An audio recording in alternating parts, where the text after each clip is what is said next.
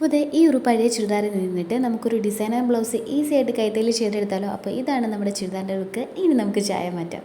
അപ്പോൾ ഇതേപോലെ ത്രെഡ് വർക്കൊക്കെ നമ്മുടെ ഈ ഒരു ചുരിദാറിലുണ്ട്. നമ്മുടെ ആ ഒരു സ്ലിറ്റ് വരുന്ന ഭാഗം വെച്ചിട്ട് രണ്ടായിട്ട് നമ്മൾ കട്ട് ചെയ്ത് മാറ്റിയിട്ടുണ്ട്. ഫസ്റ്റ് പോർഷനിൽ നമ്മൾ കൈ രണ്ടും കട്ട് ചെയ്ത് വെച്ചിട്ടുണ്ട്. പിന്നീട് നമ്മൾ കഴുത്ത് ഭാഗം കൂടെ കട്ട് ചെയ്തു.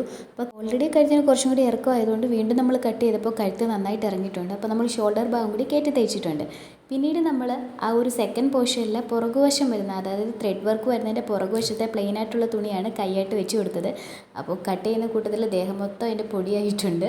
അപ്പോൾ നമ്മൾ ഈ ഒരു ഡിസൈൻ വരുന്ന ഈ ഒരു ഭാഗം മാത്രം കട്ട് ചെയ്ത് ഇങ്ങനെ എടുത്തിട്ടുണ്ട്. അപ്പോൾ കട്ട് ചെയ്യുമ്പോൾ അതിൻ്റെ ഔട്ടർ ലൈന് ഫിനിഷിംഗ് ലുക്കിലൊന്നും കിട്ടത്തില്ല. പിന്നെ നമ്മൾ കുത്തിയിരുന്ന് നന്നായിട്ട് അതിങ്ങനെ കട്ട് ചെയ്തെടുത്തതിന് ശേഷം നമ്മുടെ കൈ പ്ലെയിൻ ആയിട്ടുള്ള വശത്ത് ഈ ഒരു ഡിസൈൻ അറ്റാച്ച് ചെയ്ത് കൊടുക്കുന്നുണ്ട്.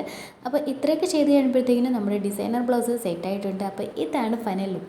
അപ്പോൾ ഞൊടി ഇടയിൽ നമുക്ക് ഈസി ആയിട്ട് ഒരു പെട്ടെന്നൊരു ശടപടയെന്നൊരു ബ്ലൗസൊക്കെ ഉണ്ടാക്കിയെടുക്കാൻ ഇതൊരു ബെസ്റ്റ് ഐഡിയ ആണ്. ഒരു ഫോട്ടോഷൂട്ടൊക്കെ പെട്ടെന്ന് ചെയ്യണമെന്നുണ്ടെങ്കിൽ ഇതേപോലെ ഒരു പഴയ ചുരിദാറൊക്കെ ഉണ്ടെങ്കിൽ പെട്ടെന്ന് നമുക്ക് മേക്ക് ഓവർ ചെയ്തെടുക്കാം. അപ്പോൾ ഐഡിയ ഇഷ്ടപ്പെട്ട് കഴിഞ്ഞാൽ ജസ്റ്റ് ഒന്ന് ട്രൈ ചെയ്ത് നോക്കുക.